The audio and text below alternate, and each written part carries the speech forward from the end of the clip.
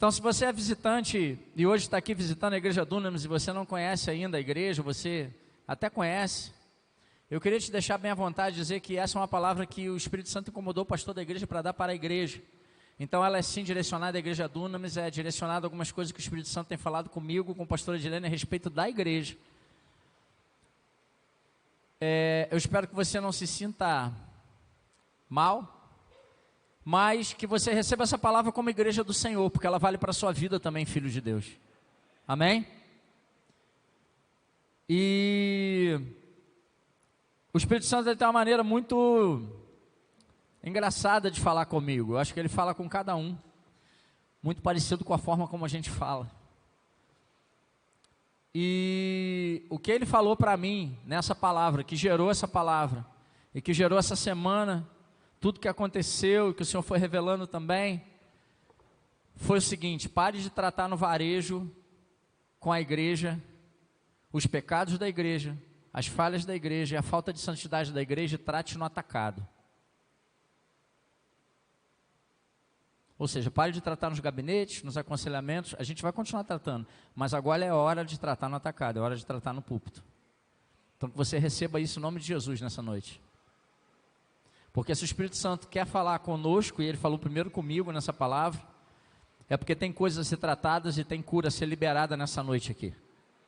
Então que você esteja aberto para isso. Eu queria orar com você agora. Feche teus olhos. Pai, em nome de Jesus, eu repreendo todo espírito de conflito, de contenda, de confusão, de cansaço, de distração. Todo espírito roubador da palavra sai agora na autoridade do nome de Jesus. Satanás, você não tem lugar em nosso meio.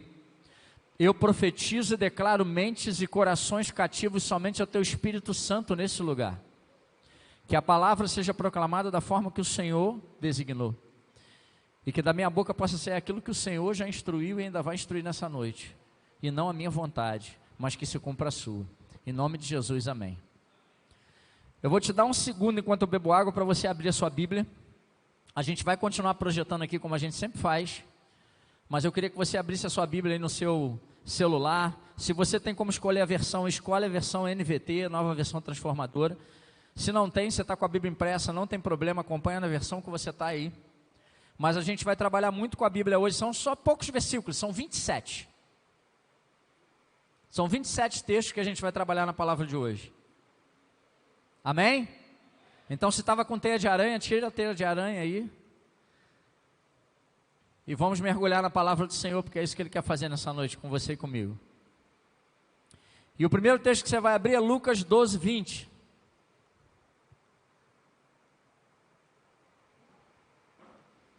Diz assim a palavra do Senhor: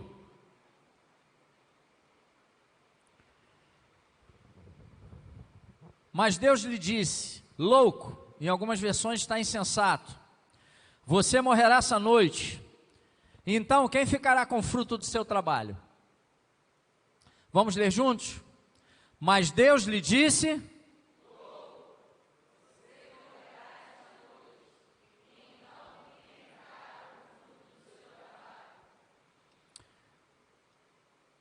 tem algumas perguntas que eu queria fazer para a igreja, queria que você respondesse para você mesmo aí agora, você e o Espírito Santo.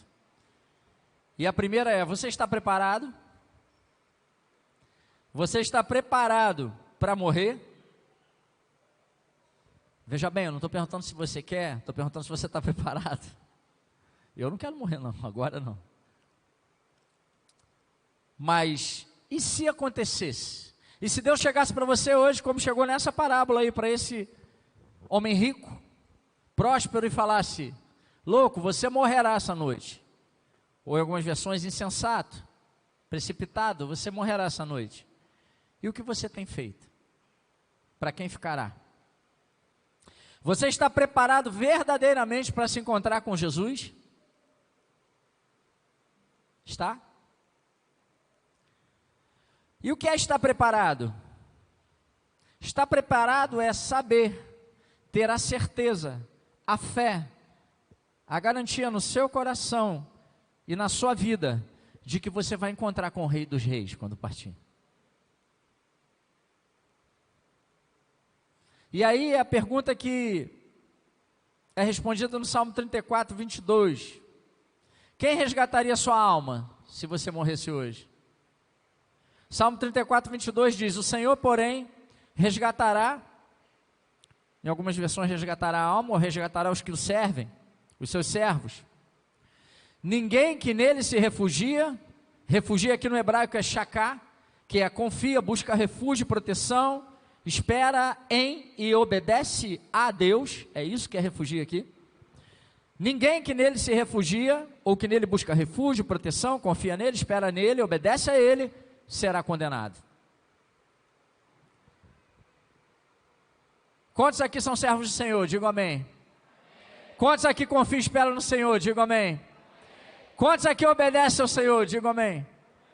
Em todas as áreas da sua vida, todos os dias, uma vida de obediência plena. Quantos aqui têm certeza da salvação em Cristo Jesus? Digo amém. Amém. Mas será que realmente estamos nos comportando assim? Baseados nessa certeza, nessa fé? Será que verdadeiramente estamos nos comportando como filhos e servos que creem e confiam no Senhor? Que depositam nele, somente nele, as suas vontades, o seu amor e a sua obediência? Estamos confiando no Senhor, Ele agindo sempre dentro do que Ele determina e quer para nossas vidas? Estamos tendo paciência para esperar no Senhor de fato? Estamos seguindo seus mandamentos, seus ensinos, seus caminhos? Essas são as reflexões que o Espírito Santo quer trazer para você nessa noite. Talvez o rico insensato dessa parábola de Lucas 12 também pensasse que era um servo fiel, um seguidor de Jesus, ou alguém que confiava no Senhor. Afinal de contas, ele estava sendo muito abençoado.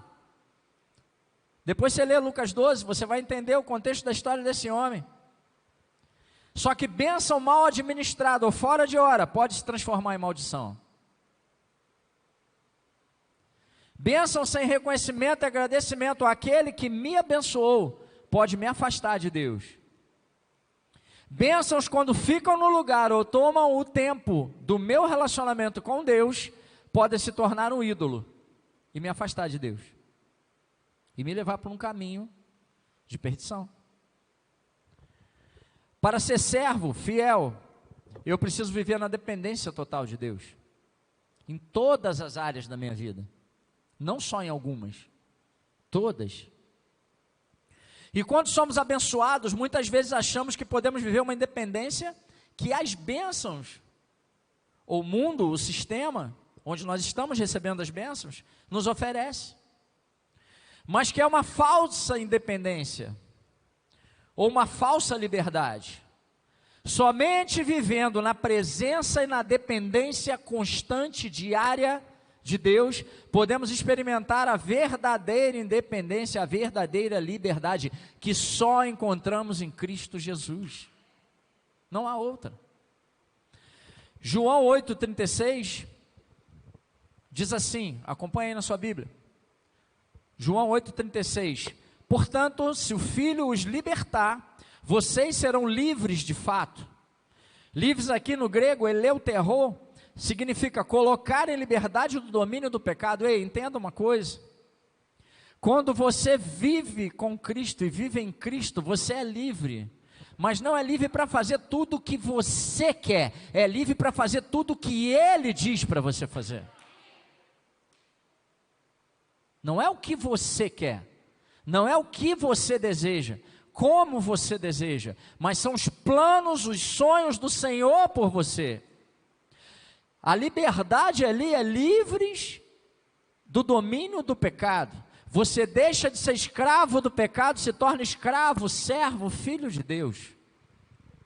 E não há liberdade maior. Quantos estão entendendo? Digo amém. Tem poucos entendendo. Só que essa liberdade em Cristo Jesus vem acompanhada de responsabilidade. Não é uma liberdade irresponsável. Pedro, em sua primeira carta, nos adverte.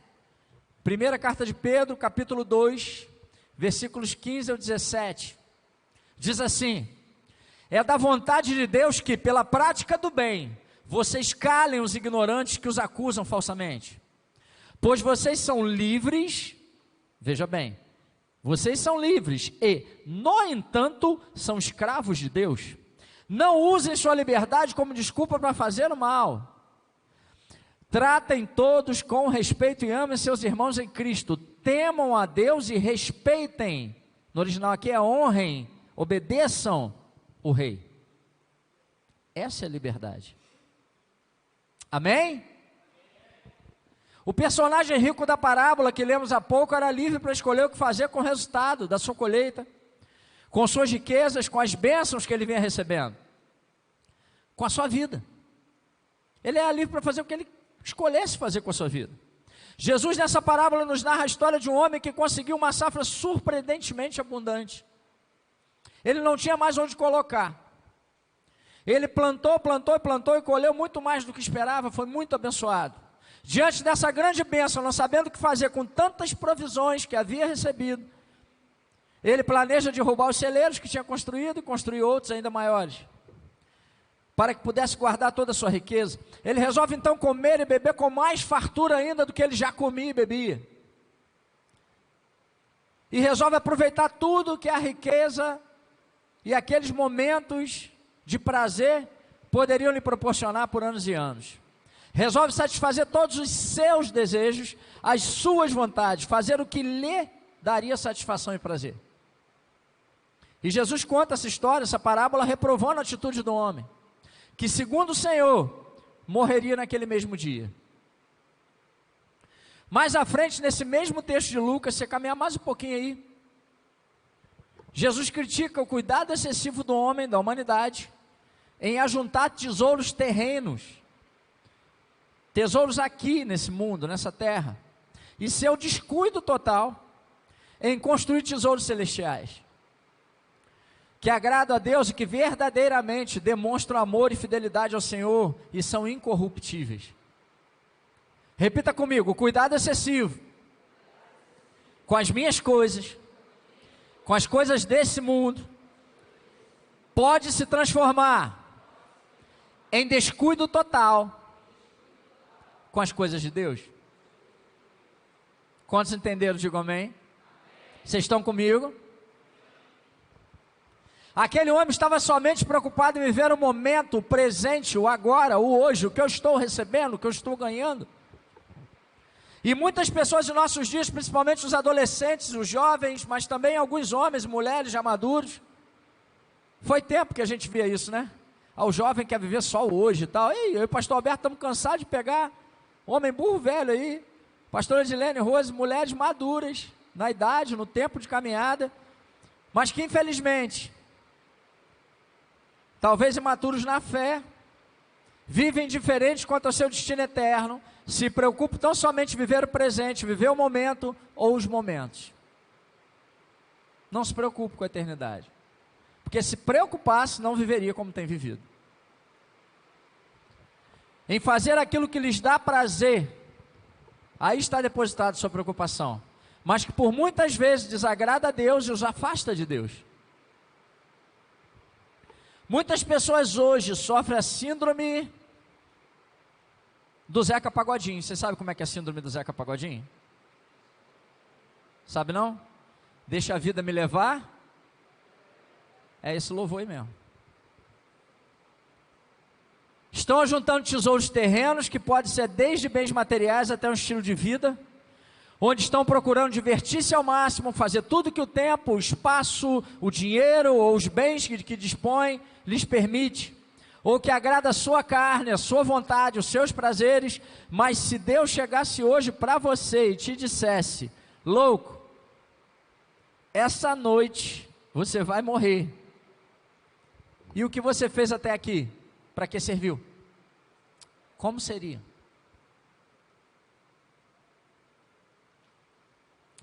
Louco aqui no grego, no original, é afron, que significa sem razão, sem sentido, estúpido, tolo, sem reflexão, precipitado.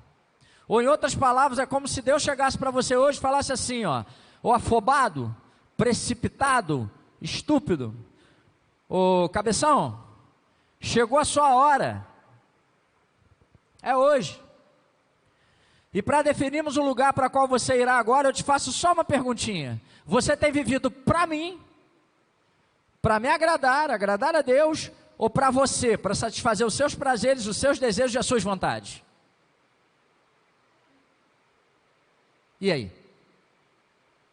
Qual seria a sua resposta a essa pergunta?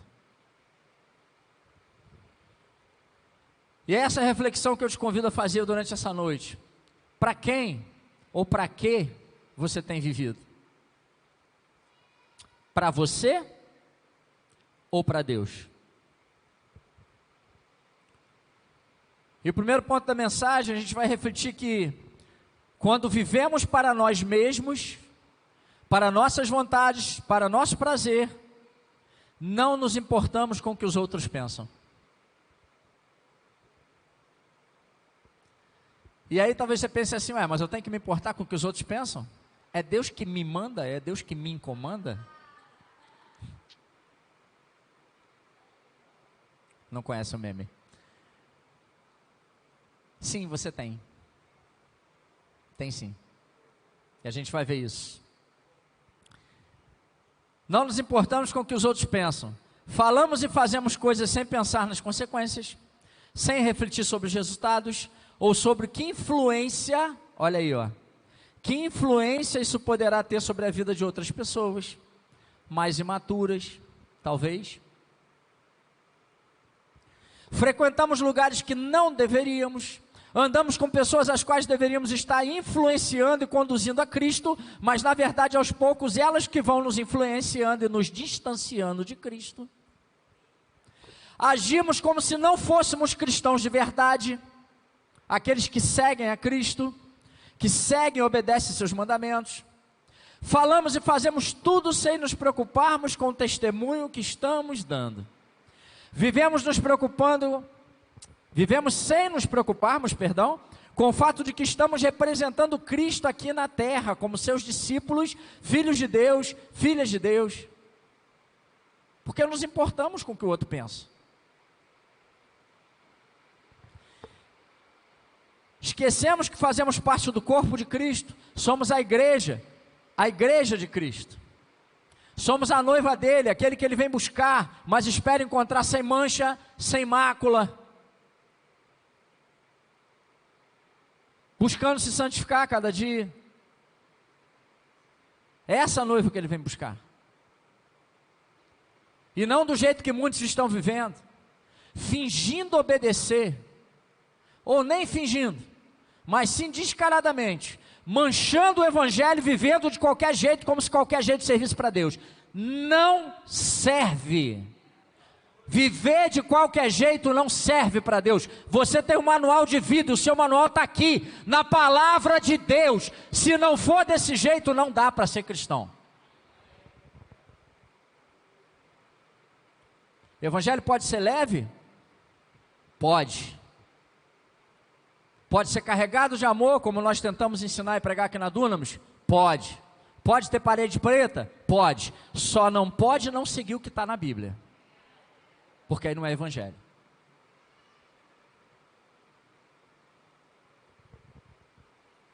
Existe um padrão, querido. Existe um padrão. E se você não segue, ou é porque você tem preguiça e não lê para conhecer o padrão, ou você não se abre para ser ensinado e cuidado, ou você simplesmente não quer. E se você não quer, é uma opção sua, ninguém pode te obrigar a nada não, né, pastor Alberto? A gente obriga alguém a alguma coisa aqui? A gente obriga de ninguém pode ou vai te obrigar a nada. Mas se é isso, se você não quer, eu posso te dar um conselho. Para de se enganar as pessoas à tua volta, assume e não finja mais ser cristão.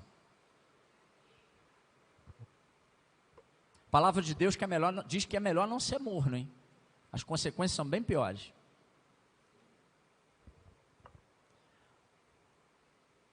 Ou se arrependa e receba o que Deus tem para você aqui nesse lugar. no corpo, onde Ele te escolheu para estar hoje, para chegar e ser cuidado, ser tratado. Aceite tratamento, aceite cuidado, aceite discipulado. Ele não te trouxe aqui para você ficar do jeito que você estava quando entrou, ou para você estar pior talvez hoje. Ele te trouxe aqui para ser curado. Então aceite isso, porque tem, só que você precisa aceitar. Quando vivemos para nós mesmos, não nos importamos com o que pensam a nosso respeito, nem a respeito de Cristo, nem a respeito da igreja. Isso é errado, isso mancha o seu testemunho, mancha o nome de Cristo e mancha o nome da igreja. Ser cristão? Isso aí é ser cristão? Não quero isso para mim não. Qual a diferença? Primeira carta de João, capítulo 2, versículo 15, abre aí.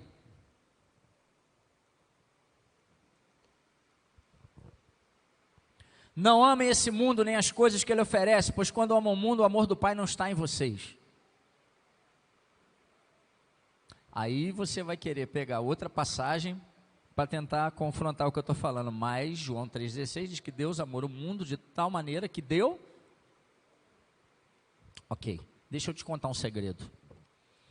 Deus amou o mundo que Ele criou de tal maneira e continua amando, ok? Mas Ele não te chamou para amar o mundo como Ele.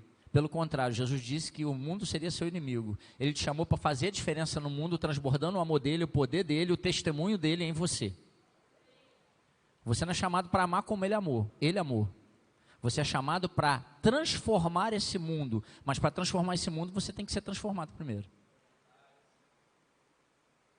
Beleza? Romanos 12, 2. Não imitem o comportamento e os costumes desse mundo, mas deixem que Deus os transforme por meio de uma mudança em seu modo de pensar. Metanoia. A fim de que experimentem a boa, agradável e perfeita vontade de Deus para vocês, não sua vontade. Primeira carta de João, capítulo 2, versículo 17. E esse mundo passa, e com ele tudo que as pessoas tanto desejam. Mas quem faz o que agrada a Deus, vive para sempre. Tiago 4,4. Adúlteros, não percebe que a amizade com o mundo os torna inimigos de Deus? Repito, se desejam ser amigos do mundo, tornam-se inimigos de... É isso que acontece. Quando vivemos para nós mesmos. Mas quando vivemos para Deus, ao invés de não nos preocuparmos com o que os outros pensam, ao invés de não nos preocuparmos com o que estamos fazendo na vida das pessoas, não só nas nossas, ao contrário, quando vivemos para Deus, nós buscamos dar testemunho e atrair as pessoas para Cristo. Essa é a tua missão, esse é o teu chamado. Não nos desviamos do caminho do Senhor e daquilo que a palavra de Deus nos ensina sobre como devemos nos comportar. Não aceitamos os manjares do mundo que nos são oferecidos em cada esquina, mas nos comportamos como Daniel, que não cedeu à tentação do que era oferecido para ele, não se sentou à mesa do rei.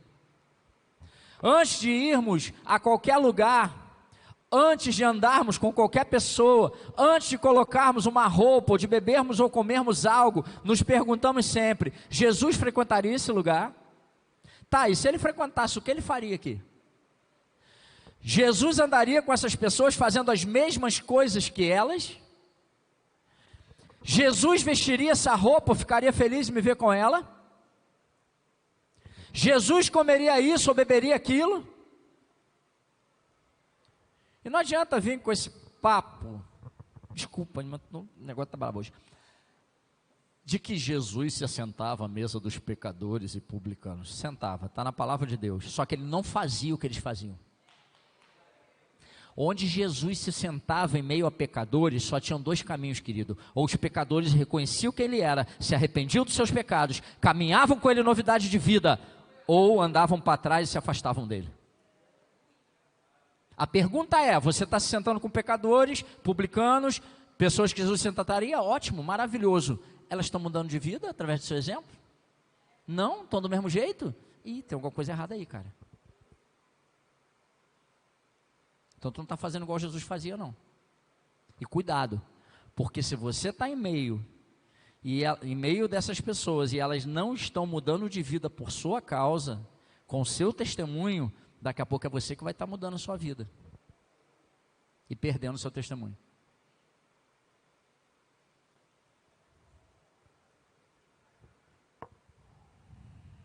Quem tem tido um encontro contigo, tem abandonado as práticas e te seguido, como faziam com Jesus? E não é seguido no Instagram não, tá? Te seguido. Seguido o teu exemplo. Ou você tem abandonado seus compromissos com Deus, com a igreja, com o ministério para segui-los?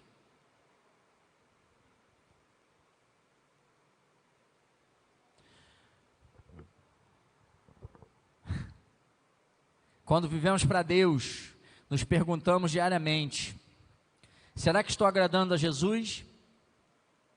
E sendo o exemplo para as outras pessoas que Ele esperava e gostaria que eu fosse, de verdade? Quando vivemos para Deus, buscamos dar testemunho em tudo o que fazemos no nosso dia a dia, queridos. Não só em algumas coisas. Dentro e fora da igreja. Procuramos ser exemplos a ser seguidos, para conduzir pessoas a Cristo. Seguimos o que está em Romanos 14, 21. Abra aí. Romanos 14, 21. É melhor deixar de comer carne, ou de beber vinho, ou de qualquer outra coisa que leve um irmão a tropeçar. Quando vivemos para Deus, seguimos também o que está em Romanos 16, 17. E agora, irmãos, peço-lhes que tomem cuidado com aqueles que causam divisões e perturbam a fé, ensinando coisas contrárias ao que vocês aprenderam. Fiquem longe deles. 1 Tessalonicenses 5, 22. Mantenham-se afastados de toda forma de mal. Mal aqui no original em grego é poneros, que significa perigos à fidelidade e à fé cristã.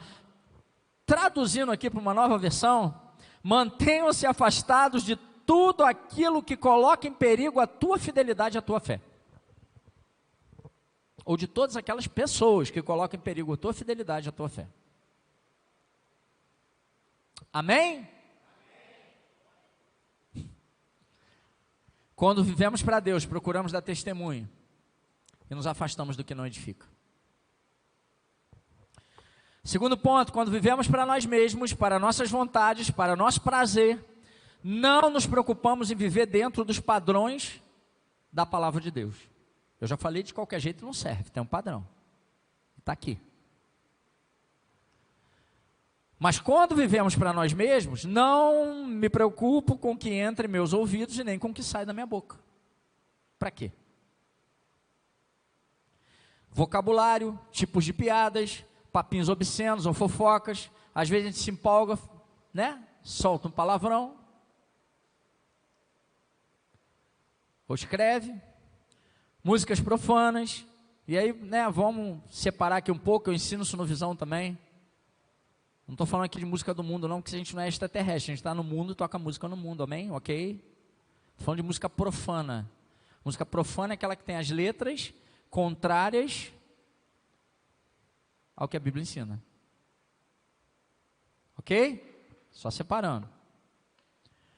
Programas ou certos tipos de filmes, séries e novelas que não edificam, que tem cenas ou ensinamentos ou testemunhos que são contrários à palavra de Deus. Você vai falar: pastor, mas todo lugar agora tem isso. Tá, todo lugar agora tem, beleza, mas você tem que assistir, você tem que compartilhar, você tem que motivar os outros a ver. Por quê? Porque é modinha? Não, você faz porque você quer. Não me preocupo em respeitar e obedecer meus pais ou meus líderes, questiono, ou pior, finjo que obedeço. Ou obedeço sem ser leal. A gente já explicou essa diferença aqui, entre obediência e lealdade. Obediência é quando eu obedeço. Mário até exemplificou semana passada aqui. Faço o que pediram para fazer, mas por trás, não concordo com isso não, esse negócio não é legal não. Isso aí. Lealdade é quando eu mesmo não entendendo, eu obedeço, e depois o Espírito Santo vai me conduzir num caminho de revelação. Que aquilo foi melhor para mim mesmo, que aquilo foi melhor para a igreja mesmo. Não me preocupo em manter o namoro dentro dos padrões bíblicos. Essa parte eu vou ter que dar uns exemplos. O que é um namoro dentro do padrão bíblico, gente?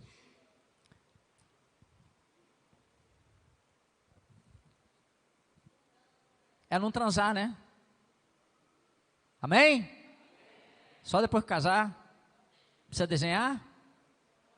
Não, né? É o mínimo que se espera. E deixa eu tirar uma dúvida, porque eu tenho ficado surpreso com alguns atendimentos que Maria Amanda faz, Edilene, eu e Alberto. Deixa eu te ensinar um negócio para você aqui, tá? Tá um menino e a menina lá. Aí, vamos ficar. Que ficar, rapaz? Vamos ficar, dá um beijinho só para ver como é que é, sei lá. Aí ele comenta com o amigo, né? Pô, tem que ficar com ela, cara. Já pensou se tiver mau hálito? Tô orando, depois eu começo a namorar, já era, vou fazer o quê? Aí a menina fala, não, mas ficar é errado. Ah, mas onde está escrito na Bíblia que é errado? Errado não, vamos ficar. Querido, olha só, pode não estar escrito na Bíblia, mas deixa eu te falar uma coisa, se você é membro da Duna, mas é errado, a gente não aceita não e não aconselha. Então, se estão com esse papinho torto para cima de você, ó, corre. Amém?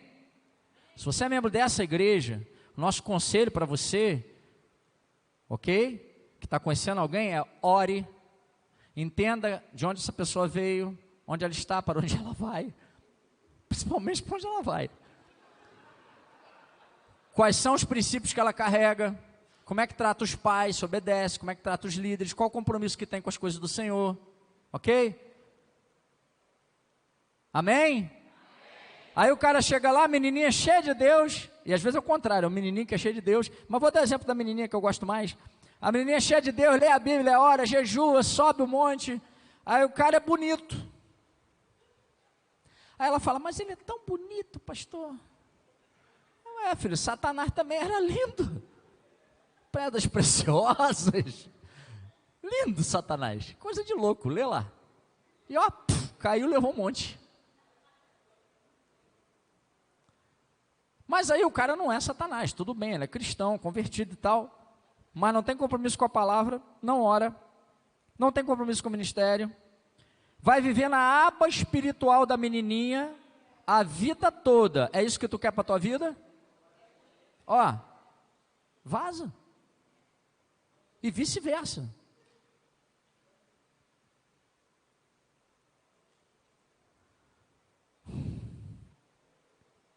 Ficar não é namorar, tá? Ponto. Quer namorar, vai orar, vai trocar ideia, vai conversar, conversa com os líderes, conversa com os pastores. A gente está cheio de casais que fazem do jeito certo e a gente não tem tido problema. E tem um monte que estão fazendo. Segurei. Tá bom? E aí o gabinete fica lá, lotado. Então, pelo amor de Deus. Também não busco ajuda para me manter firme nesse propósito de ter um namoro santo. Quando estou fraquejando, ou prestes a fraquejar, não ligo para o meu líder, não peço ajuda, não converso, ó, meu namoro começou bem, mas está dando um probleminha aqui. Antes que dê problema, querido, procure. Os meninos aqui já me conhecem. Eles sabem que eu tenho um tratamento infalível. Quem riu já passou.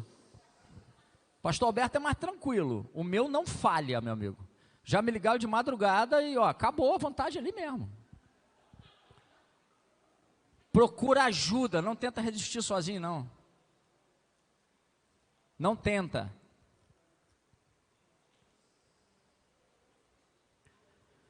Se não me preocupo em ler a Bíblia e conhecê-la cada vez mais, como posso me preocupar em viver com ela como ela me ensina? Tem como, cara. Se eu não leio, como é que eu aprendo?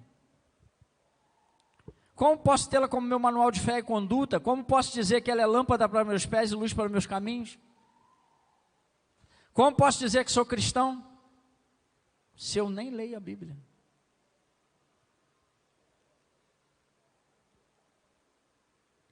Se vivo para os padrões do mundo ou para o que agrada a minha carne, não é a palavra de Deus que rege a minha vida. E a pergunta é, se não é a palavra de Deus que rege, o que que é?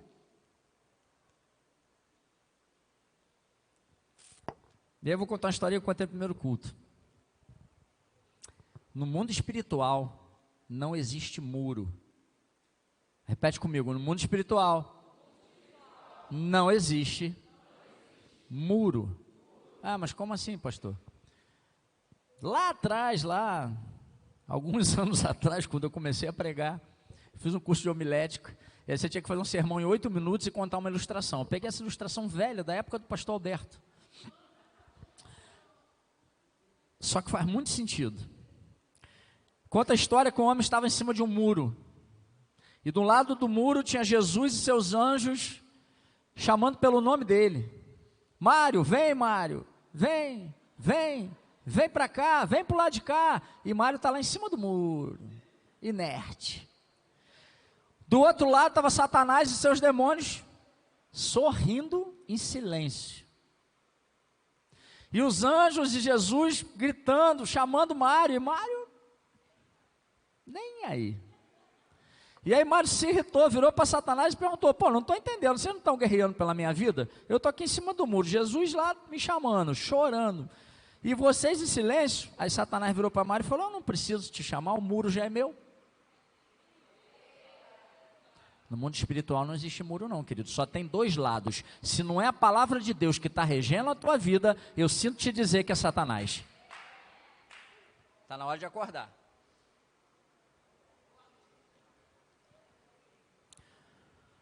Mas quando vivemos para Deus, buscamos ter uma vida de santidade. Hebreus 12:14 diz assim, na versão NVT, eu gosto muito desse texto. Esforcem-se. É esforço, querido, não é de graça não, negócio. Para viver em paz com todos, e procurem ter uma vida santa, sem a qual ninguém verá o Senhor. E sabe, um segredinho aqui nesse verá, o verbo verá aqui, optanomai no grego, significa não verá e não será visto por ele. Sabe aquele outro texto lá? Em teu nome preguei, expulsei demônios, toquei no louvor, tirei foto no conexão, segurei a plaquinha na recepção, orei na intercessão, em teu nome aconselhei, em teu nome preguei. E o Senhor vira e fala, não te conheço? Fazer as coisas para Deus não significa que você está caminhando em santidade. Amém? A santificação é uma continuação natural da experiência da salvação. A salvação é um ato, a santificação é um processo que precisa ser vivido. Portanto, podemos entender a partir desse texto de Hebreus que sem a santificação não veremos o Senhor e não seremos vistos por Ele, não seremos reconhecidos por Ele. John Wesley faz uma comparação que eu gosto muito, é antiga também é da época do pastor Alberto. Ele compara a experiência da salvação a uma casa. Eu não sei se eu já falei isso aqui outra vez. A chegada, na experiência da salvação, a chegada, né, ou a calçada ali, onde você chega no portão da casa, é o arrependimento. A porta da casa é a fé. Você abre e dá o passo sem saber o que tem dentro. Dá ingresso ao interior da casa. E o interior da casa, completando o processo da salvação, é a santificação. Arrependimento, fé e santificação. Salvação genuína, verdadeira. Amém? Não podemos nos abrigar apenas no quintal, querido, da graça de Deus, nem ficarmos apenas na porta. É necessário que adentremos na graça e salvação de Deus, na santificação. Seus hábitos, atitudes, pensamentos, temperamento, estilo de vida, amizades, vestes, palavreado, namoro, tudo, absolutamente tudo deve ser santificado ao Senhor diariamente. A santificação é possível, pois o Senhor nosso Deus nos determina isso em sua palavra. Deus nunca disse para fazermos nada que não fosse possível. Abra em Levítico 27, Levítico 20, versículo 7, perdão. Portanto, consagrem-se, sejam, pois eu sou o Senhor, seu Deus. Primeira carta de Pedro, capítulo 1, versículos 14 ao 16. Sejam filhos obedientes, não voltem ao seu antigo modo de viver, quando satisfaziam os próprios desejos e viviam na ignorância. Agora, porém, sejam santos em tudo o que fizerem, como é santo aquele que o chamou, pois as Escrituras dizem, sejam santos porque eu sou santo. Quando vivemos para Deus, vivemos em busca da santidade, procuramos resistir, nos esforçamos, às vezes de maneira exaustiva mesmo, sabe? Por isso que é esforço. Mas buscamos obedecer. E o terceiro e último ponto, quando vivemos para nós mesmos, para nossas vontades, para nosso prazer, somos facilmente separados de Deus, sem que percebamos. Deixamos de ser separados por Deus e para Deus, e nos tornamos separados de Deus. Deixamos de orar, deixamos de ler a Bíblia, trocamos os cultos ou reuniões da igreja, e DGs, aqui DGs para quem está visitando a gente, são os nossos grupos, pequenos grupos, onde a gente faz discipulado e cuidado. E aí trocamos os DGs por qualquer outro evento ou festa mais interessante lá fora.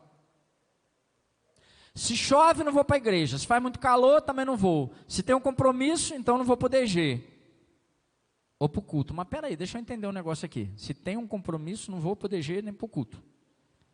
Aí o culto, você já sabe todo ano o horário que é, o dia que é.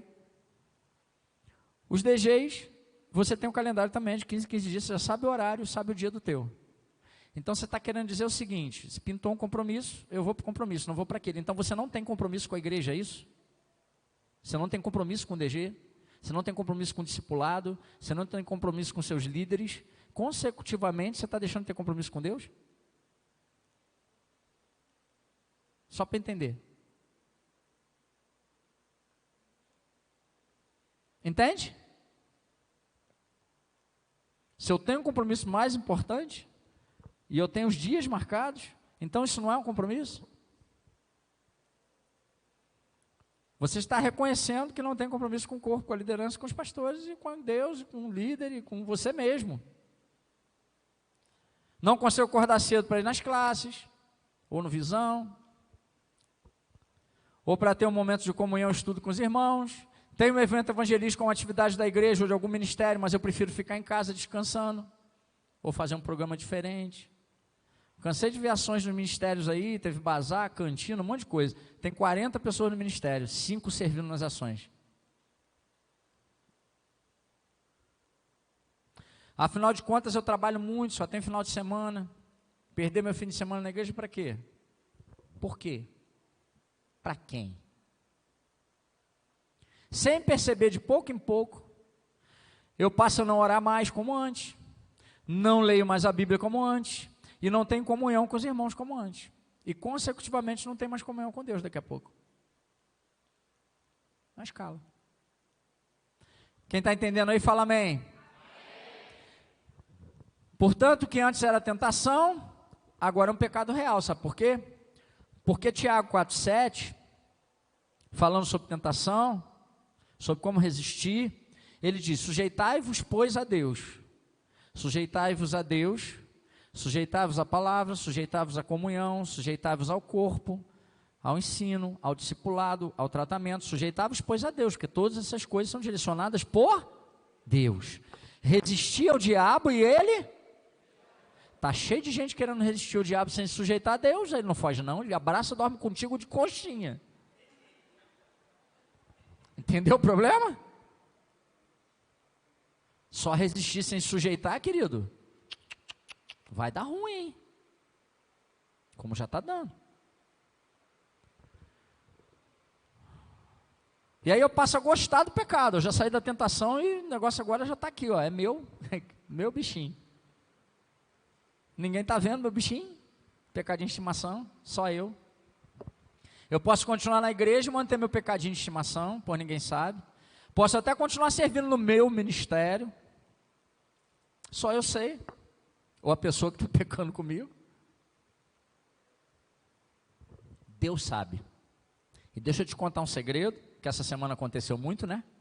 Quando Deus sabe, não fica oculto não. Daqui a pouco o pastor sabe, a liderança sabe, todo mundo sabe.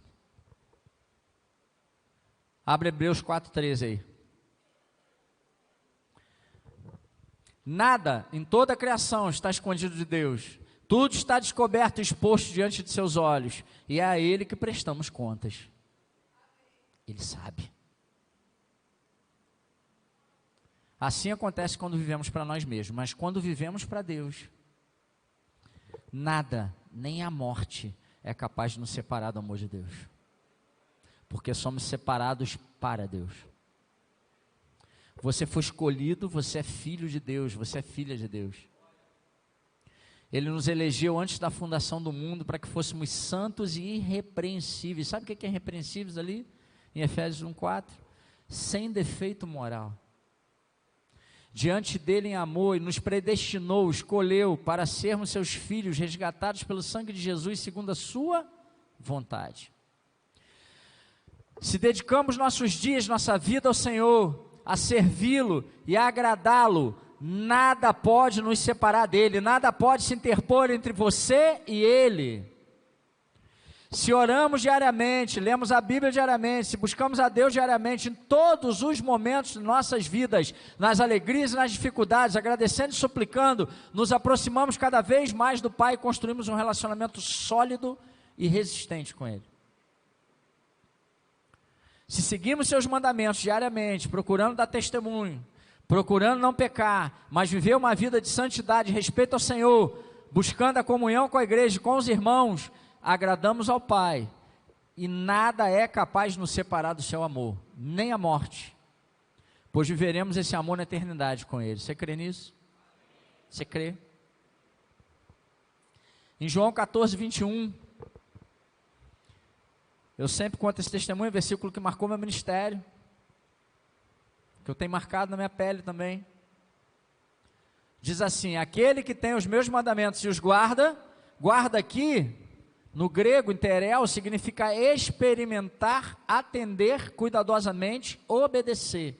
Então segura aí, aquele que tem os meus mandamentos e os guarda, esse é o que me ama, e aquele que me ama será amado por meu Pai, eu também o amarei e me manifestarei a Ele. A única forma que a Bíblia diz que você tem de demonstrar o seu amor por Deus, é obedecendo, é experimentando guardar os mandamentos do Senhor.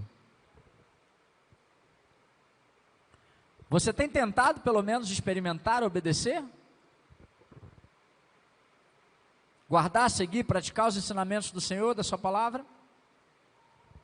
Você tem procurado agradar ao Senhor? Você tem procurado falar do Senhor, do que Ele fez na sua vida, do que Ele pode fazer na vida das pessoas ao seu redor? Muitas vezes pensamos que estamos fazendo muito, queridos, quando na verdade estamos fazendo tão pouco. Nada, absolutamente nada que façamos será o suficiente para retribuir o sacrifício de Jesus na cruz. O mínimo que podemos fazer é sermos fiéis ao seu sacrifício, ao seu amor, honrar o seu nome, sermos obedientes e procurarmos viver de forma que Ele disse que deveríamos viver. E não da forma que alguns têm vivido, ou querem viver, e que a palavra de Deus condena. Condena veementemente. Quer ver? 1 Tessalonicenses 4, do 3 ao 5. A vontade de Deus é que vocês vivem em santidade, por isso mantenham-se afastados de todo o pecado sexual. Cada um deve aprender a controlar o próprio corpo e assim viver em santidade e honra, não em paixões sensuais como os gentios que não conhecem a Deus. 1 Coríntios 6, 18 ao 20. Fujam da imoralidade sexual, nenhum outro pecado afeta o corpo como esse, pois a imoralidade sexual é um pecado contra o próprio corpo. Vocês não sabem que seu corpo é o templo do Espírito Santo, que habita em vocês e lhes foi dado por Deus? Vocês não pertencem a si mesmos, pois foram comprados por alto preço, portanto honre a Deus com seu corpo. 1 Coríntios 6, 9 a 10. Vocês não sabem que os injustos não herdarão o reino de Deus?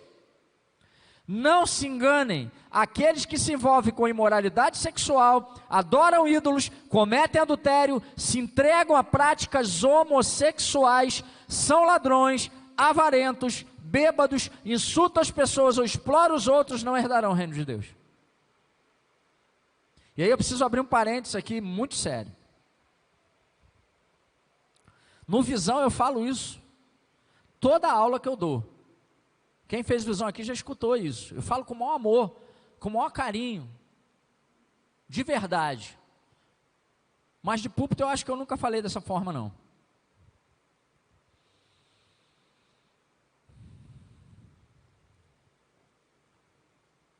Quando entra um homossexual por aquela porta, já entraram vários em 3 anos de igreja. Que eu, Edilene, pastor Alberto, tivemos a honra de cuidar, sabe? De chamar para perto, de amar, de trazer para junto, de cuidar no gabinete, de receber lá em casa, de ir na casa deles. A gente ama. O que a gente ensina aqui? Ama. Traz para perto. Traz para o Visão.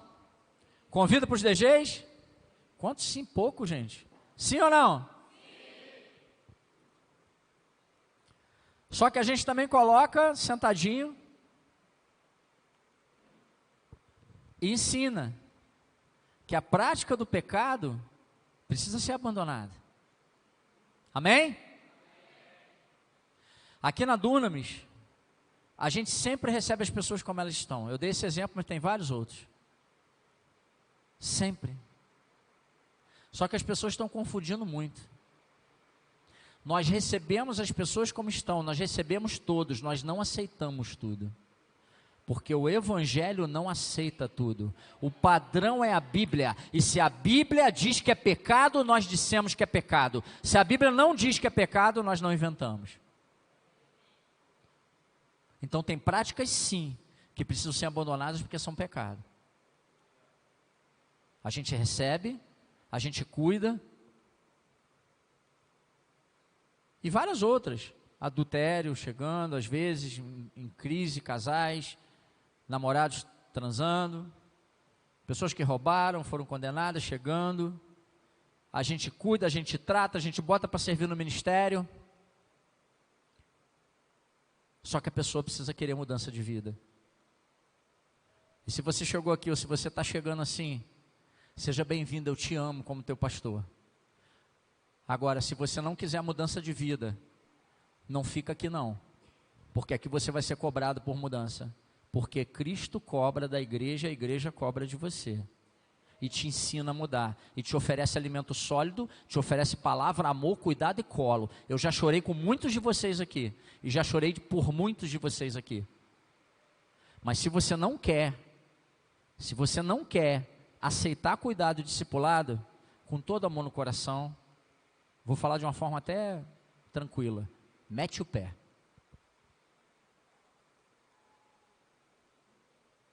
Porque aqui você vai ser cobrado. E é com amor que eu falo isso, tá? Deus sabe o quanto dói e o quanto eu amo.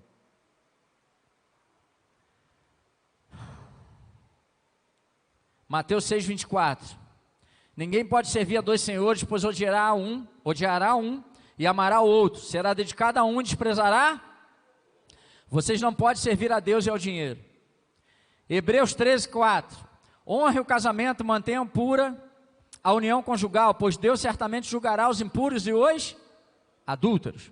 Colossenses 3:5. Portanto, façam morrer as coisas pecaminosas e terrenas que estão dentro de vocês. Fiquem longe da imoralidade sexual, da impureza, da paixão sensual, dos desejos maus e da ganância, que é a idolatria.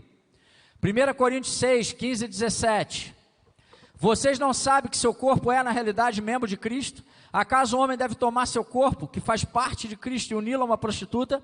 De maneira nenhuma. E vocês não sabem que se o homem se une a uma prostituta, ele se torna um corpo com ela? Pois as Escrituras dizem, os dois se tornam um só. Mas a pessoa que se une ao Senhor, tem com ele uma união de espírito. E Mateus 7:21. Nem todos que me chamam Senhor, Senhor, entrarão no reino dos céus, mas apenas aqueles que de fato, de verdade, fazem a vontade do meu Pai que está nos céus. Pode se colocar no teu lugar, o louvor pode subir. Se colocar de pé no teu lugar. E aí eu queria repetir a pergunta para você nessa noite. Para que ou para quem você tem vivido? Para que ou para quem você tem vivido? E a segunda pergunta nessa noite é: você ama a Deus? Verdadeiramente você ama a Deus? A única forma de demonstrarmos nosso amor e gratidão por Ele, eu já falei aqui, é obedecendo e vivendo do modo que Ele nos determina através da sua palavra. Não há outro jeito de termos um relacionamento de amor com o Pai. Não há. E eu queria falar algo que eu falei no primeiro culto aqui, mas eu queria repetir. Pais, para alguns pais aqui, tem jovens morrendo no relacionamento com Deus, não tendo constância na igreja, não tendo constância nos DGs, no discipulado, no cuidado, porque tem pais frouxos dentro de casa. Frouxos. Sabe por quê? Porque enquanto come do teu feijão, enquanto veste da roupa com teu dinheiro, enquanto mora embaixo do teu teto, tem que ir para onde você fala que tem que ir sim. Você tem que cobrar sim. Você tem que perguntar por que não foi no DG sim. Por que não está atendendo o líder no celular sim. E os líderes já estão instruídos aqui. Fala com os pais. E depois fala com a gente que falou com os pais, para a gente poder conversar de um jeito carinhoso. Não tem esse negócio não. É melhor você obrigar agora o teu filho a seguir um caminho reto, do que a pouco ter que obrigar ele a casar com a menina que ele engravidou. Ou obrigar a pagar o prejuízo que deu, porque fez besteira. Então tome atitude. Filhos, honrem seus pais. Honrem seus pais. Obedeça aos seus pais. Ah, mas meu pai é isso, meu pai é aquilo, meu pai não me deu carinho, meu pai não me deu amor. Quer que seus dias se prolonguem sobre a terra? Honrem seus pais. O que eles produziram na vida de vocês não é reflexo do que vocês devem produzir na vida deles. Não é isso que Deus ensina.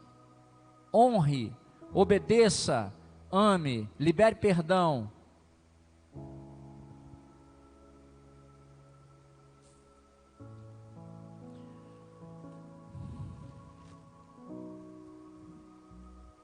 Se vivermos para Deus e deixarmos de viver para nossas vontades, para os nossos desejos, cumpre-se o que está em Romanos 8, 38, 39.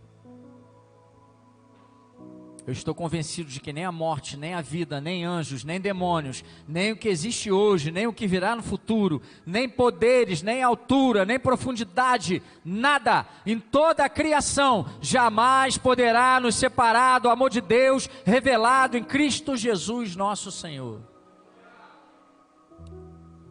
A única coisa ou pessoa que pode te afastar do amor de Deus é você mesmo. A sua luta é contra você. E a forma de você ganhar é se submetendo à palavra de Deus e ao Espírito Santo que habita em você. Eu não sei quanto tempo eu tenho de vida. Eu não sei quanto tempo eu vou ficar aqui. Eu não sei quanto tempo você tem. Mas eu sei que todos os meus dias eu escolhi gastar na presença do Senhor. João 14, 21.